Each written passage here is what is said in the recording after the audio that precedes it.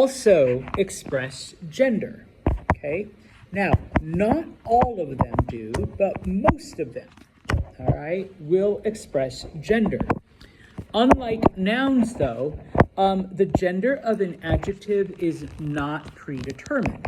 The gender of an adjective is determined by the noun that it is paired with. So, if your noun is masculine, does anyone know what amigo means? Friend, but specifically what gender?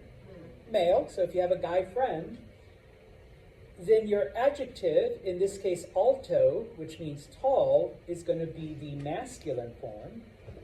If you have a female friend, amiga, who is tall, then the word tall is going to be the feminine form, alta. And yeah, you would just switch it from O to A to O, depending on the gender of your friend. All right, is it a guy friend, amigo alto, or a lady friend, amiga alta? Okay, if you want the actual rule, adjectives agree in both gender and number with the noun they modify. Okay, so if your noun is singular, then your adjective is singular, but if your noun is plural, amigos, then you also have to add an S to make the adjective plural, okay? And same thing, feminine, okay? So the equivalent in English would be tall's friends. We don't say I have tall's friends. You just say I have tall friends. But you also make it plural, okay? Just to finish up, I just want to go through the adjectives that they do give here. I mean, they give a lot, but the ones that are not defined, because they do try to give them to you in the opposites, okay?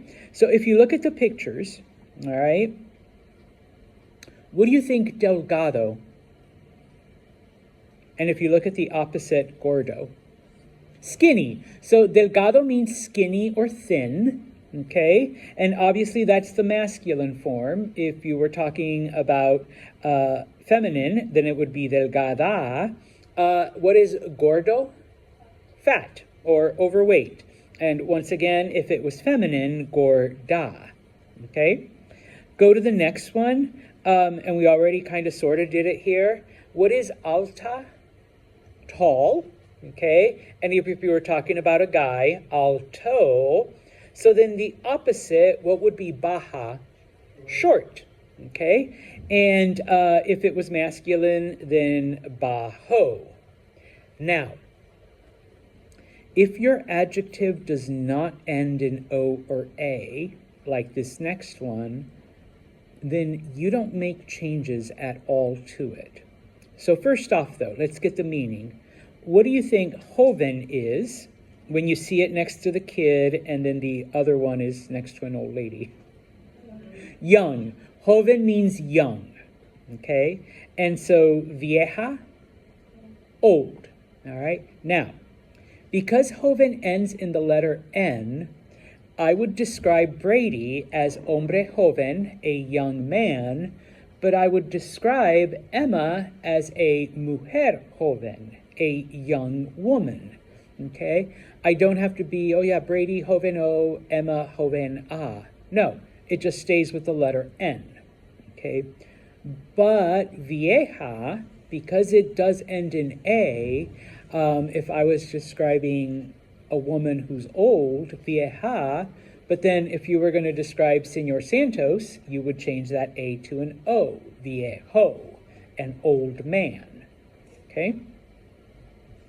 I'm going to skip over the next one real quick, go down to the gorilla, and I still don't know what that is. I think it's a mouse? No, they're kittens, sorry. So looking at the gorilla and looking at the kittens, what is grande? Large or big, and pequeño? Small. So once again, if you're describing a large thing that is masculine, so un libro grande, I have a large book, Or, and we can say, oh no, this door is pretty big, so la puerta grande, okay? I don't need to say grando or granda, okay? It can just be grande, okay? But pequeño, because it ends in O, okay?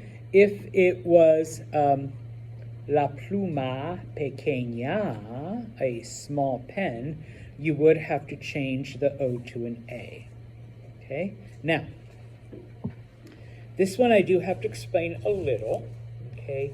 First off, what do you think rubia would be? Blonde, okay? Now, obviously, if it was men, it would be rubio, okay? Now, the word moreno or morena, okay, for the feminine, in a lot of countries refers to skin color. So people would describe me as moreno because my skin is a little darker. But in other countries, it only strictly refers to hair color, okay? So, sorry, Cheyenne, you have dark hair, but you're very fair-skinned, okay? So I might describe you as morena, not because your skin is dark, but because your hair is dark. But then other people might say, what are you talking about, Santo? She's white. I'm like, yeah, but her hair's dark, all right? So she's morena, okay? So just be aware of that, number one. Number two, the textbook is using it strictly for hair color, okay? So someone like Julia or Cheyenne or Harrison would be moreno or morena, okay? Whereas, oh, thanks for being here, Gavin. Rubio, I think you're our only blonde. Rubio, Brady, you're close enough. Rubio, and I guess Emma will go with strawberry blonde for rubia, okay? Jenna, you need to add some more there, for rubia also, okay? The last one there is referring to the hair, because I know that one's confusing. So what would corto be? Not bald, short. Short in length. And what would largo be? Long. Now, if you go back to bajo or baja, that means short, but short in height. Corto or corta means short in length, okay? So for example, if you went to a 45-minute movie, you would not say, oh yeah, that movie, that was baja. No, that one was corta, okay? It was short in length, okay? When we deal with clothing, you will talk about pantalones cortos. What are short pants? Shorts, yeah, in English we just call them shorts, okay? As opposed to, oh yeah, I love your pantalones bajos. No, that's the wrong one, okay? Now, to the one that I skipped. Bonito or bonita means pretty, okay? Guapo or guapa means handsome or good-looking. The opposite of that would be feo. What is the opposite of pretty or handsome? Ugly, okay? Now, each of those have a masculine or feminine, okay? And the reason why there you have three is because, I can describe Jenna as being bonita, okay? She's a very beautiful young lady, okay? But Jenna, what if I described you as guapa and said, oh, Jenna, yeah, oh, she is a handsome young woman. It's kind of weird because it's like a very masculine word. Yeah, most women that I've met, at least in English, do not appreciate being called handsome, okay? They're like, that's what you call your grandma. Like, your grandma's handsome, or something like that. So, it's kind of the same thing in Spanish. and I mean kind of. Because in some countries, the only one I'm 100% sure of is Spain. If you call a woman guapa, it is a compliment. Like, she takes it as, oh, he thinks I'm beautiful. Like, I'm attractive. Like, oh, muy guapa. In other countries, yeah, you're going to get slapped because it's like, guapa? Like, what? Like I'm an old lady? Like I'm a handsome woman?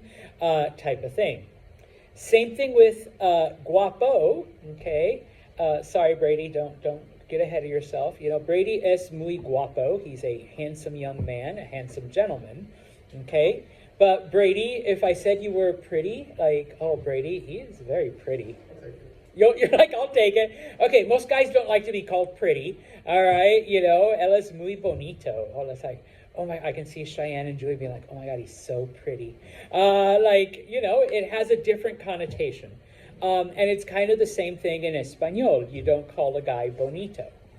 But then people ask me, but Señor Santos, then why would you have the masculine form? And today is a bad day, but I can say, es un día bonito. It's a beautiful day, okay? Actually, es un día feo. It is an ugly day, okay?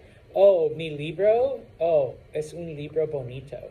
Like, that is a beautiful book. That's why I picked it, because it's a very beautiful book, okay, type of thing, all right? If you look on page 63, there are more adjectives, okay, but we will go through those el lunes, all right? And so we'll start describing people, things, objects, and whatnot. Okay, chicos?